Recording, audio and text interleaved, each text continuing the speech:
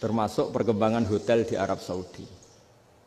Itu dulu sebelum ada hotel. Buyut saya kelima atau keenam dulu haji, namanya Badur Rahman. Itu kalau mau ingin menghindari terik matahari itu masuk gua. Itu masuk gua itu hanya separuh badan, kakinya di luar. Jadi jangan bayangkan kalau gua di Indonesia kayak gua Akbar di Tuban orang bisa masuk jalan-jalan, enggak. Gua di Arab itu kayak cepitan batu, tidak sampai masuk. Sehingga kepalanya dimasukkan, kakinya masih kena matahari, saking panasnya Arab Saudi. Sehingga dalam bayangan hijrah ketika Nabi bersembunyi di gua Sur, itu kata Abu Bakar, kalau orang kafir melihat kakinya pasti melihat kita karena nggak bisa masuk penuh. Jadi orang itu mau dempes tok. Sehingga ya kira-kira luasnya gua ya paling segini. Makanya guyonannya kiai-kiai itu untung nggak kayak gua Indonesia. Kalau kayak gua Indonesia laba-labanya capek karena luas sekali. Jadi jangan bayangkan gua Arab tuh kayak gua Indonesia. Makanya bayangannya andai kan orang itu melihat ke bawah pasti melihat kita karena orangnya tidak bisa masuk penuh, nggak bisa masuk 100%. Ya kayak cepitan batu lah mirip. Itu kan mirip Gunung Uhud. Gunung Uhud kata Rasulullah nanti kalau kamu perang itu di atas, menang atau kalah di atas. Musuh biar di bawah. Dengan di atas kamu bisa mana? Jangan bayangkan kayak Gunung Merapi, kayak Gunung Penanggungan. Lah kalau Gunung Penanggungan mana ke bawah yang leyang kan? Jadi gunung di Arab itu kayak bukit. Ya sampean pernah kan ke Uhud itu ya sama ini aja tinggi ini kan?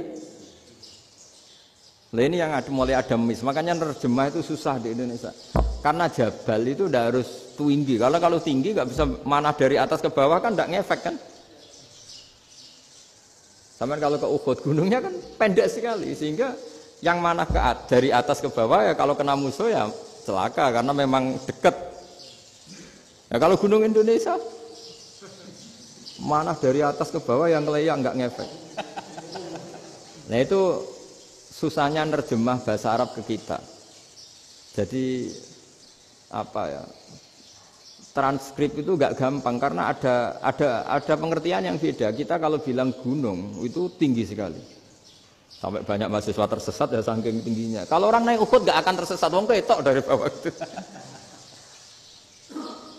Nah ini pentingnya ngaji ya. Jadi akhirnya ulama-ulama Indonesia itu dipakai rujukan. Jadi mulai Mbah Hasyim, Mbah Ahmad Dahlan sampai era buyut-buyut itu masih orang alim. Lama-lama yang di Indonesia ini orang-orang yang bodoh. Sehingga orang Jawa kalau ke sana dibully, ya Jawa tak kuluh kaya. Orang Jawa itu penggaweannya itu makan ular. Karena belut itu kalau di kamus itu persis ular. Dulu itu kan kamus tidak full color. Gara-gara gak full color, gambar belut sama ular itu sama. Belut itu belut sama ular kalau gak full color gambarnya sama apa enggak? Sama. Terus orang Jawa itu kan masih banyak yang makan bajing itu apa? Ketupai itu. Bajing kalau digambar tidak full color sama dengan tikus. Gambar yang tidak warna. Hitam putih. Sehingga kita ini dibully pemakan tikus dan pemakan ular. Karena belut itu persis ular kalau digambar yang tidak full color.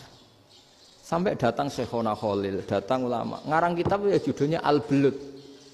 Karena enggak terima bangsanya dinyek makan apa? Ular. Terus dikarang.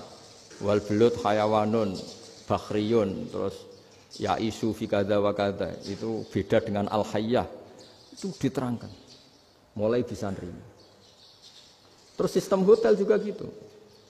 Sampeyan tanyakan dalam sejarah dulu orang Sedayu ada namanya Syekh Mukhtar. Syekh Mukhtar bukan bikin rumah besar yang siapapun orang Indonesia haji itu nempat di sana. Nah ini yang menginspirasi akhirnya ada hotel. Dulu Syekh Mukhtar hanya menyediakan untuk hujat-hujat Indonesia. Lama-lama jadi hotel.